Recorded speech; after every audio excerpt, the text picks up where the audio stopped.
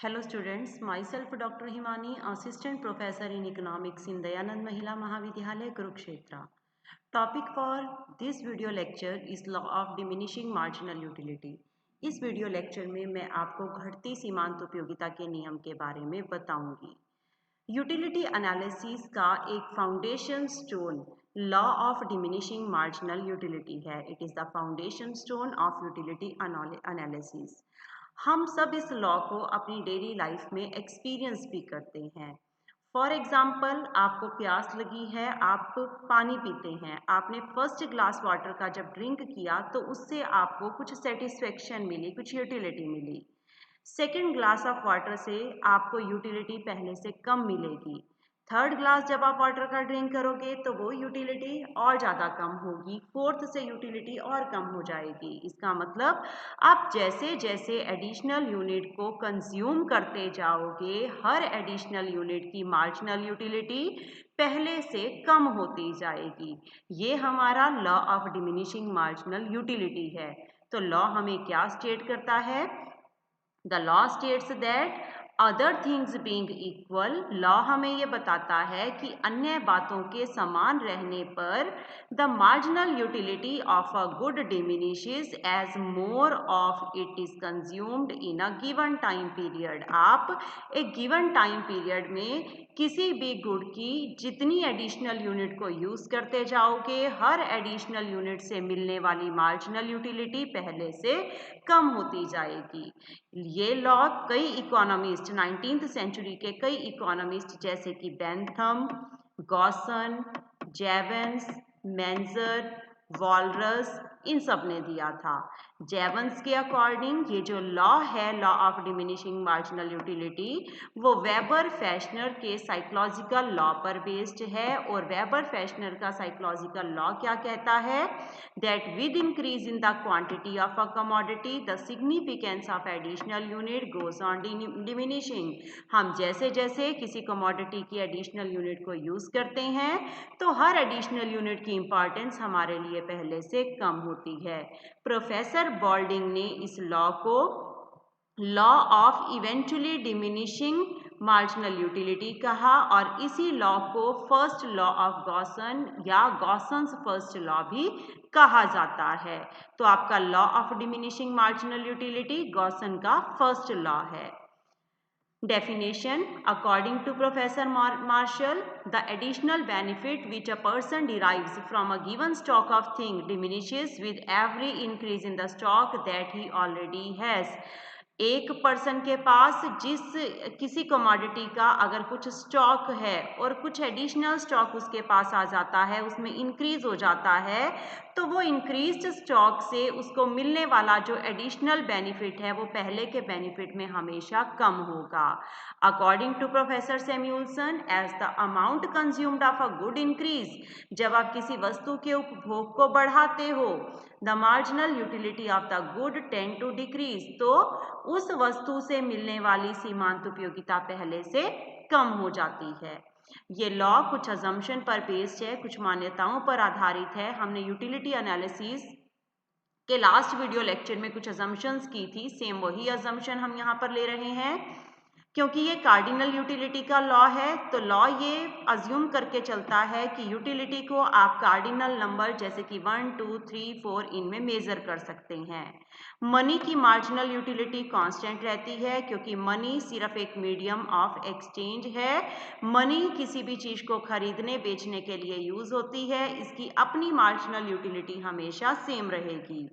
Utility of one commodity is independent of other, एक वस्तु की उपयोगिता का दूसरी वस्तु की उपयोगिता पे कोई प्रभाव नहीं पड़ता। Every unit of a given commodity being used is of the same quality and size. हम जब ये कहते हैं कि आप एडिशनल यूनिट को यूज करोगे तो हर एडिशनल यूनिट की यूटिलिटी पहले से कम होगी, तो यहाँ पे एडिशनल यूनिट्स सेम वही होनी चाहिए जो फर्स्ट यूनिट थी। मतलब अगर आप पहला गिलास पानी का पीते हो, वो ग्लास है, तो सेकंड भी ग्लास वही होना चाहिए। ये ना हो कि सेकंड आपने कप ले लिया या सेकंड आपने स्पून से ड्रिंक किया। उसकी क्वालिटी, उसका साइज हर केस में सेम होना चाहिए। There is a continuous consumption of commodity, और कमोडिटी की कंजम्पशन एक गिवन टाइम पीरियड में कॉन्टिन्यूस होनी चाहिए, बीच में टाइम इंटरवल नहीं होना चाहिए। जैसे हम ये कहते हैं कि पहले गिलास से हमें यूटिलिटी 10 मिली, दूसरे से 8, तीसरे से 6, तो वो फर्स्ट, सेकेंड, थर्ड तीनों गिलास हमने एक ही टाइम पे ड्रिंक करने हैं। ऐसा नहीं है कि पहला गिलास मैंने मॉर्निंग में लिया, दूसरा मैं आफ्टरनून में ले रही हूँ, तीसरा मैं ले रही हूँ नाइट में, और मैं कह रही हूँ कि ये लॉ यहाँ एप्लीकेबल नहीं हो रहा। तो जो भी कंजम्पशन है वो कॉन्टिन्यूस होनी चाहिए, एक ही समय पे होनी चाहिए। Commodity is consumed in some standard unit, और कमोडिटी को किसी स्टैंडर्ड यूनिट में यूज करना है। जैसे आपने पानी पीना है तो ग्लास होना चाहिए, वो आपने स्पून से लेके ड्रिंक नहीं करना। कंज्यूमर एक रैशनल पर्सन है। रैशनल कंज्यूमर वो कंज्यूमर होता है जो अपनी लिमिटेड इनकम से मैक्सिमम सेटिस्फेक्शन गेन करना चाहता है। फैशन में, टेस्ट में, हैबिट्स में कंज्यूमर की चेंज नहीं आना चाहिए, उसके टेस्ट, प्रेफरेंसेस, इनकम ये सब सेम रहनी चाहिए, तब ये लॉ एप्लीकेबल होगा। अब हम इस लॉ को एक्सप्लेन करेंगे एक टेबल और डायग्राम की हेल्प से। हम सिंपल सा एक टेबल बना रहे हैं। सपोज हमने आइसक्रीम का कप लिया, हमने पहला कप आइसक्रीम का लिया और हमें मार्जिनल यूटिलिटी मिली 4 की। सेम टाइम पे हमने फर्स्ट के बाद सेकंड कप लिया तो मार्जिनल यूटिलिटी पहले से कम हो गई। मार्जिनल एक सिंगल यूनिट की जो यूटिलिटी है उसे मार्जिनल यूटिलिटी कहा जाता है। थर्ड कप से हमें और कम यूटिलिटी मिली, फोर्थ कप से हमें कम और यूटिलिटी मिली, फिफ्थ कप से अब हमारी पूरी हम सेटिस्फाई हो चुके हैं आइसक्रीम खा के, तो हमारी यूटिलिटी 0 हो चुकी है, मतलब उस कप से हमें कोई यूटिलिटी, कोई सेटिस्फेक्शन नहीं मिल रही। इसके बावजूद अगर आप एक और एडिशनल कप लेते हो तो वो यूटिलिटी आपकी नेगेटिव हो जाती है, माइनस में हो जाती है। तो इस केस के बाद हम आगे और एडिशनल यूनिट को यूज नहीं करेंगे जब हमारी यूटिलिटी 0 हो जाती है। इसी का अगर हम डायग्राम ड्रॉ करते हैं तो डायग्राम में हमने एक्स एक्सिस पे क्वांटिटी ली है आइसक्रीम की जो हमने कप लिए थे, और वाई एक्सिस पे हम मार्जिनल यूटिलिटी ले रहे हैं। फर्स्ट यूनिट की मार्जिनल यूटिलिटी थी 4, ये 4 का पॉइंट आया। सेकंड की मार्जिनल यूटिलिटी 3, थर्ड से मार्जिनल यूटिलिटी 2, फोर्थ से 1, फिफ्थ कप से 0 और सिक्स्थ से माइनस की 1। इन पांचों पॉइंट को जब आपने ज्वाइन किया तो आपके पास एक डाउनवर्ड स्लोपिंग लाइन आई। ये लाइन आपका मार्जिनल यूटिलिटी कर्व है, सीमांत उपयोगिता वक्र है। ये वक्र ऋणात्मक ढलान वाला है। This line is of negative sloped, जो ये शो करती है that as more and more unit of a commodity will be consumed its marginal utility goes on diminishing. आप जैसे जैसे किसी वस्तु की अतिरिक्त इकाइयों का उपभोग करोगे, हर एडिशनल यूनिट की मार्जिनल यूटिलिटी पहले से कम होगी। जिस पॉइंट पे मार्जिनल यूटिलिटी 0 है इस 5 लेवल के ऊपर, उसे बोला जाता है पॉइंट ऑफ सैचुरेशन, पूर्ण संतुष्टि का बिंदु, क्योंकि यहाँ पर आपकी सेटिस्फेक्शन का लेवल 0 हो चुका है। तो ये हमारा लॉ था। अब इस लॉ की कुछ एक्सेप्शंस भी हैं। एक्सेप्शन का मतलब कुछ अपवाद भी हैं। अपवाद मीन्स जिन पे ये लॉ एप्लीकेबल नहीं होता।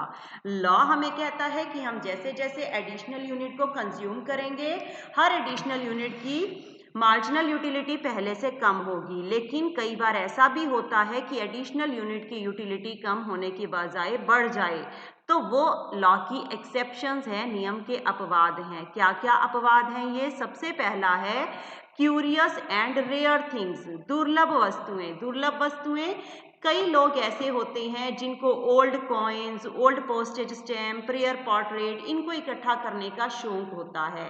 इन लोगों के पास जैसे जैसे इन ओल्ड और रेयर चीज़ों की कलेक्शन बढ़ती जाती है, इनकी यूटिलिटी कम होने की बजाय पहले से ज़्यादा बढ़ जाती है।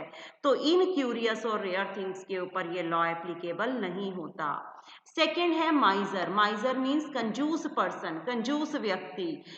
एक कंजूस पर्सन के ऊपर ये लॉ एप्लीकेबल नहीं होता, क्योंकि एक माइजर पर्सन फूड के ऊपर, क्लॉथ के ऊपर जो पैसे खर्च करता है, वो उन पैसों को किसी और चीज़ पे खर्च करना नहीं चाहता। उसके पास जैसे जैसे चीज़ों का स्टॉक बढ़ता है, वो पर्सन, उसकी सेटिस्फेक्शन पहले से ज़्यादा बढ़नी शुरू हो जाती है, कम होने की बजाय। इसीलिए हम ये कहते हैं कि एक माइजर पर्सन के ऊपर ये लॉ एप्लीकेबल नहीं होता। यहाँ लिखा भी हुआ है, एग्जाम्पल भी है, the amount of money that a माइजर spend on food and clothing he can not spend it on gold and silver. It proves that even for a माइजर who has large stock of gold and silver the utility of gold and silver diminishes and that of food and clothing whose stock is limited increases. Then third exception is good book और poem। एक good book या poem जो आपकी पसंद की है, अगर आप उसे एक बार सुनते हो आपको कुछ यूटिलिटी मिलती है, दोबारा सुनोगे तो यूटिलिटी का लेवल पहले से ज़्यादा हो जाएगा। इसीलिए गुड बुक या पोयम के ऊपर ये लॉ एप्लीकेबल नहीं होता, लेकिन इसकी भी एक लिमिट है। सपोज आपका कोई फेवरेट सॉन्ग है, एक बार में आपको कम यूटिलिटी मिली, दूसरी बार में ज़्यादा, तीसरी बार में ज़्यादा, लेकिन ऐसा नहीं है कि आप उसको एक ही बार में 100 टाइम सुनना शुरू कर दो, तो उस केस में ये लॉ एप्लीकेबल हो जाएगा।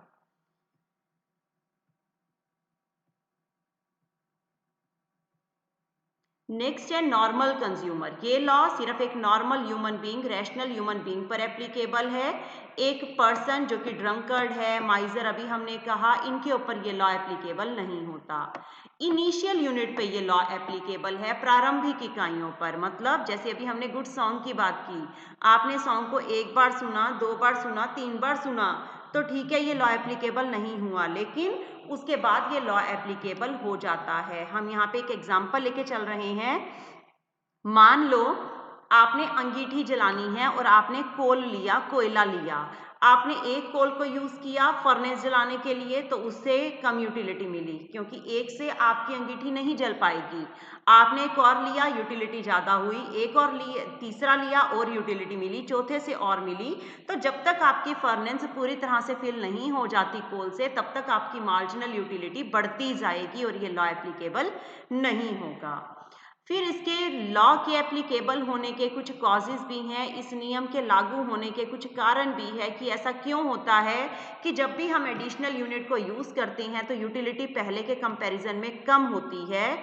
जो मेन कॉजेज हैं उन्हें अब हम एक्सप्लेन करेंगे। सबसे पहला कॉज है इस लॉ के एप्लीकेबल होने का, इस नियम के लागू होने का, कमोडिटी आर इम्परफेक्ट सब्स्टिट्यूट। वस्तुएं एक दूसरे की अपूर्ण प्रतिस्थापन होती हैं, पूरी तरह से प्रतिस्थापन नहीं होती। प्रोफेसर बोल्डिंग ने यह कहा कि कमोडिटीज इम्परफेक्ट सब्स्टिट्यूट है। इसका मतलब एक की जगह पे आप दूसरी को यूज नहीं कर सकते। जैसे हम कई बार कहते हैं कि tea and coffee are substitute good, but tea की अपनी इंपॉर्टेंस है, कॉफी की अपनी इंपॉर्टेंस है। जिस पर्सन ने टी ड्रिंक करनी है वो टी ही ड्रिंक करेगा, वो टी की जगह पे कॉफी को यूज नहीं करेगा।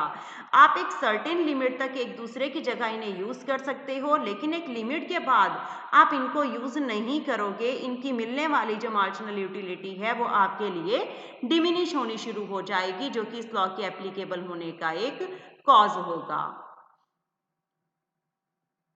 सेकेंड है suitability of a particular want. हमारी एक पर्टिकुलर वांट है, एक कोई स्पेशल कोई ज़रूरत है, आवश्यकता है, उसकी सूटेबिलिटी के लिए भी हमें एक पर्टिकुलर कमोडिटी को ही यूज़ करना पड़ता है, और जब तक हम सेचुरेशन पॉइंट पे नहीं पहुंच जाते तब तक हम उसी कमोडिटी को यूज़ करते रहते हैं, चाहे उसकी मार्जिनल यूटिलिटी डिमिनिश ही क्यों ना हो। अल्टरनेटिव यूजेस, हर कमोडिटी के अल्टरनेट यूज होते हैं, वैकल्पिक उपयोग होते हैं। कुछ यूजेस ज़्यादा इंपॉर्टेंट होते हैं और कुछ यूजेस कम इंपॉर्टेंट होते हैं। प्रोफेसर बामुल का ये कहना था कि ये लॉ इसलिए भी एप्लीकेबल होता है कि कंज्यूमर सबसे पहले जो इंपॉर्टेंट यूज होता है वहाँ पे उस गुड को यूज करता है। जैसे कि अगर हम मिल्क का एग्जाम्पल लेते हैं और मिल्क की क्वांटिटी आपके पास बहुत कम है और आपके घर में कोई इन्फेंट है, छोटा बच्चा है, तो सबसे पहले आप उस इन्फेंट को फीड कराने के लिए उस मिल्क को यूज करोगे। लेकिन अगर आपके पास लार्ज क्वांटिटी है तो आप इन्फेंट को फीड भी कराओगे, उसके अलावा चाय भी पी लोगे, बड़ों के लिए चाय भी बनाओगे, फिर आप दही भी बनाओगे, कर्ड भी बनाओगे। इसका मतलब उसकी यूटिलिटी आपके लिए उतनी नहीं होगी। जब वो चीज़ आपके पास कम थी तो वो आपको ज़्यादा यूटिलिटी दे रही थी, लेकिन जैसे जैसे वो बढ़ी तो उसकी यूटिलिटी आपके लिए कम होनी शुरू हो गई। नेक्स्ट है इंपॉर्टेंस ऑफ द लॉ। इस नियम के कुछ महत्व भी हैं। Law of diminishing marginal utility की थियोरेटिकल और प्रैक्टिकल दोनों तरह से इंपॉर्टेंस है। इसकी इंपॉर्टेंस में फर्स्ट पॉइंट है basis of the law of consumption. Consumption का जो लॉ है उसके लिए बेस हमारा law of diminishing marginal utility है। कंजम्पशन के 3 लॉ हैं, law of equi marginal utility, law of demand and concept of consumer surplus. Law of equi marginal utility ये बताता है कि एक कंज्यूमर को अगर अपनी लिमिटेड इनकम को 2 गुड्स पे स्पेंड करना है या एक गुड पे स्पेंड करना है तो वो किस तरह से स्पेंड करेगा। इस केस में वो मार्जिनल यूटिलिटी का जो लॉ है, law of diminishing marginal utility, उसकी हेल्प लेता है। मैक्सिमम सेटिस्फेक्शन को गेन करने के लिए वो डिफरेंट कमोडिटीज पे अपनी इनकम को इस तरह से स्पेंड करता है कि लास्ट यूनिट मनी की जो वो डिफरेंट कमोडिटीज पे स्पेंड करे उसे इक्वल मार्जिनल यूटिलिटी मिले। इसी तरह से लॉ ऑफ डिमांड ऑलरेडी हम कर चुके हैं। लॉ ऑफ डिमांड है कि एक कंज्यूमर एडिशनल यूनिट की डिमांड लो प्राइस के ऊपर करता है। क्यों लो प्राइस पे करता है? क्योंकि हर एडिशनल यूनिट से उसे डिमिनिशिंग मार्जिनल यूटिलिटी मिलती है, पहले से कम मार्जिनल यूटिलिटी मिलती है। सिमिलरली एक कंज्यूमर किसी गुड के लिए जितना प्राइस देने के लिए तैयार होता है और एक्चुअल में वो जो प्राइस देता है, उन दोनों का डिफरेंस कंज्यूमर सरप्लस है। और एक कंज्यूमर किसी गुड के लिए कितना प्राइस देना चाहता है वो उसकी मार्जिनल यूटिलिटी पे डिपेंड करता है। अगर मार्जिनल यूटिलिटी ज़्यादा है तो वो ज़्यादा प्राइस देने को तैयार होगा और उस केस में कंज्यूमर सरप्लस भी ज़्यादा आ जाएगा। पर अगर उसकी मार्जिनल यूटिलिटी कम है तो वो कम प्राइस देने को रेडी होगा और कंज्यूमर सरप्लस भी कम हो जाएगा। Then variety in production and consumption. Production और कंजम्पशन में वैरायटी में इसकी इंपॉर्टेंस है। Law of diminishing marginal utility की वजह से प्रोडक्शन और कंजम्पशन में वैराइटीज आती हैं, क्योंकि एक पर्सन एक ही कमोडिटी को बार बार कंज्यूम करके बोर हो जाता है, उससे उसे पहले से कम मार्जिनल यूटिलिटी मिलती है तो वो उसमें कुछ चेंज चाहता है। चेंज की वजह से प्रोड्यूसर नई अलग वैरायटी की कमोडिटी को प्रोड्यूस करता है और हमें वैरायटी ऑफ गुड्स मार्केट में मिल जाती हैं। Difference between value in use and value in exchange. Use की वैल्यू और एक्सचेंज की वैल्यू, इनमें डिफरेंस का भी ये बेस है। एमिनेंट इकोनॉमिस्ट एडम स्मिथ ने ये प्रिसाइजली एक्सप्लेन नहीं कर पाए थे कि डायमंड वाटर पैराडॉक्स जो हमने कल पढ़ा था कि उसका बेस क्या है। इस पैराडॉक्स को एक्सप्लेन करने के लिए उन्होंने 2 पार्ट लिए। सबसे पहला उन्होंने लिया वैल्यू इन यूज, सेकंड उन्होंने लिया वैल्यू इन एक्सचेंज। उनके अकॉर्डिंग जिस चीज की वैल्यू ज़्यादा होती है उसका लो प्राइस होता है, and those having more value in exchange command high price. और जिसकी एक्सचेंज वैल्यू हाई होती है उसका हाई प्राइस होता है। लेकिन वो इसका रीजन नहीं दे पाए थे। नियो क्लासिकल इकोनॉमिस्ट ने ये एक्सप्लेन किया था law of diminishing marginal utility के पर बेस्ड। उनके अकॉर्डिंग जिस चीज की सप्लाई अबंडेंस में है, जो चीज बहुत ज्यादा मात्रा में है, जैसे वाटर है, एयर है, and same are used in large quantity, और उनका यूज भी ज्यादा है और इसीलिए उनकी मार्जिनल यूटिलिटी रैपिडली कम होती जाती है, इसीलिए उनका प्राइस भी कम होता है। दस goods having more value in use have less marginal utility. जिस चीज का ज्यादा यूज हो रहा है उसकी मार्जिनल यूटिलिटी कम है। लेकिन ऐसी एक्सपेंसिव गुड जैसे कि गोल्ड है, सिल्वर है, डायमंड है, जिनकी एक्सचेंज वैल्यू हाई है लेकिन उनकी शॉर्ट सप्लाई है, उनकी मार्जिनल यूटिलिटी धीरे धीरे कम होती है, एकदम से कम नहीं होती, इसीलिए उनका प्राइस हाई रहता है और वाटर, एयर, इनका प्राइस बहुत लो होता है। देन प्राइस डिटर्मिनेशन में भी इस लॉ की इंपॉर्टेंस है। हर कमोडिटी का प्राइस उसके डिमांड और सप्लाई के ऊपर डिपेंड करता है। किसी भी कमोडिटी की जब डिमांड की जाती है तो वो मार्जिनल यूटिलिटी पे डिपेंड करती है। अगर एक सेलर चाहता है कि वो किसी कमोडिटी की ज़्यादा यूनिट को सेल करे तो उसको प्राइस को पहले से कम करना पड़ता है, क्योंकि कंज्यूमर कभी भी हाई प्राइस के ऊपर वो गुड नहीं खरीदेगा, क्योंकि उसे पता है कि नेक्स्ट यूनिट यूज करने से उसे यूटिलिटी पहले से कम मिलने वाली है। Basis of progressive taxation. Government जब टैक्सेस लगाती है, प्रोग्रेसिव टैक्स लगाती है, मतलब प्रोग्रेसिव टैक्सेस वो टैक्सेस होते हैं जिसमें जैसे जैसे एक पर्सन की इनकम इंक्रीज होती है टैक्स का रेट भी उसके ऊपर हाई होता जाता है। तब इसी लॉ को ध्यान में रखा जाता है। क्यों? क्योंकि जब भी एक पर्सन की इनकम इंक्रीज होगी तो मार्जिनल यूटिलिटी मनी की उसके लिए कम हो जाएगी। अगर एक पर्सन की इनकम ज़्यादा है उसके ऊपर आप ज़्यादा टैक्स लगा देते हो तो वो सेम सेक्रीफाइस उस पर्सन की तरह कर लेगा जिसकी इनकम कम थी और जिसके ऊपर कम टैक्स था। इसका मतलब जिनकी इनकम हाई होती है उन पे ज़्यादा टैक्स लगा दिया जाता है, जिनकी कम होती है उस पर कम लगाया जाता है। क्यों? क्योंकि हाई इनकम वालों की टैक्स पेइंग कैपेसिटी ज़्यादा है, उनके लिए मनी की वैल्यू उतनी नहीं है जितनी कि लो इनकम वालों के लिए है। Advantage to the consumer, consumer के लिए भी इस लॉ की एडवांटेज है। इस लॉ के अकॉर्डिंग एक कंज्यूमर मैक्सिमम सेटिस्फेक्शन को गेन करने के लिए जब एडिशनल यूनिट को कंज्यूम करता है तो वो उसकी मार्जिनल यूटिलिटी देखता है और प्राइस देखता है। अगर मार्जिनल यूटिलिटी कम है और प्राइस ज़्यादा है तो वो उस चीज़ को खरीदना नहीं पसंद करता। Basis of redistribution of wealth and income, wealth और इनकम के रीडिस्ट्रीब्यूशन के लिए पुनर्वितरण का भी ये आधार है। ये लॉ एक फंडामेंटल बेस है, इनकम और वेल्थ के रीडिस्ट्रीब्यूशन में ये हेल्प करता है। इसका रीजन ये है कि मार्जिनल यूटिलिटी मनी की रिच पर्सन के लिए कम होती है और पुअर के लिए ज़्यादा होती है। तो इसीलिए पुअर पर्सन को कुछ फैसिलिटीज देने के लिए रिच पर्सन के ऊपर टैक्स लगा के उनसे पैसे कलेक्ट कर लिए जाते हैं और उनसे आगे पुअर पर्सन के वेलफेयर के लिए खर्च कर दिया जाता है। लास्ट टॉपिक इसमें है derivation of demand curve with the help of law of diminishing marginal utility. घटती सीमांत उपयोगिता के नियम से आप मांग वक्र कैसे डिराइव कर सकते हो। हमने मार्जिनल यूटिलिटी का भी डायग्राम ड्रॉ किया था। Marginal utility curve negative sloped curve होता है। हमने दो डायग्राम इकट्ठे बनाने हैं। फर्स्ट डायग्राम में हमने क्वांटिटी के साथ मार्जिनल यूटिलिटी और सेकंड में हमने क्वांटिटी के साथ प्राइस लेना है। क्यों? क्योंकि एक कंज्यूमर मार्जिनल यूटिलिटी जितनी उसे उस गुड से मिली उसके इक्वल प्राइस पे करने के लिए रेडी होता है। तो हमने मार्जिनल यूटिलिटी और प्राइस दोनों को पैरेलल लेके चलना है। एक्स एक्सिस पे क्वांटिटी है। क्वांटिटी अगर Q1 है तो मार्जिनल यूटिलिटी M1 है। क्वांटिटी Q अगर ज़्यादा यूज़ करी Q2 तो मार्जिनल यूटिलिटी कम, थर्ड से और कम, और ये कम होती जाएगी, फिर जीरो और फिर नेगेटिव। इन पॉइंट्स को जब आपने ड्रॉ किया तो ये आपकी मार्जिनल यूटिलिटी कर्व आया जो कि नेगेटिव स्लोप में है, ऋणात्मक ढलान में है। अब डिमांड कर्व कैसा है? मार्जिनल यूटिलिटी जब M1 थी तो उस केस में कंज्यूमर P1 प्राइस पे करने के लिए रेडी था इक्वल टू मार्जिनल यूटिलिटी, और क्वांटिटी वो कितनी ले रहा था? Q1। जब उसे मार्जिनल यूटिलिटी सेकेंड यूनिट से M2 हुई तो वो कितना प्राइस पे करने के लिए रेडी हुआ? P2। और कमोडिटी वो कितनी कंज्यूम कर रहा है? Q2।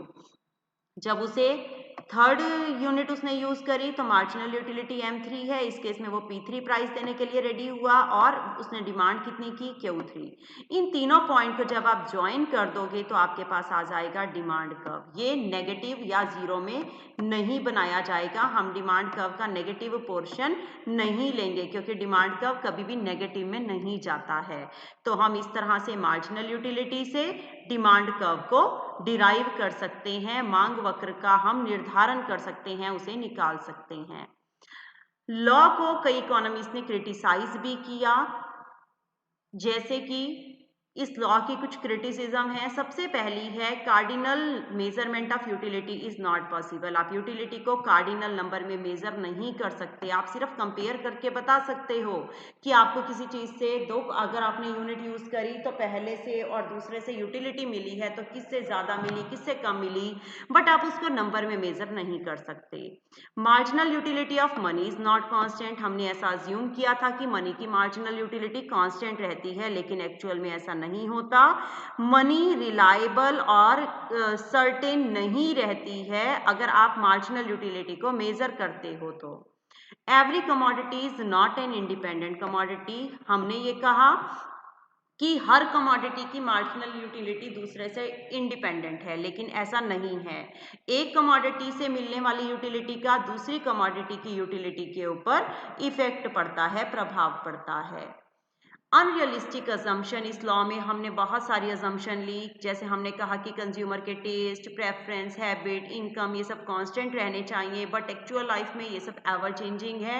कभी भी ये सब एप्लीकेबल, कभी भी ये सब कांस्टेंट नहीं रहते, इनमें चेंजेस आते रहते हैं। Thank you so much.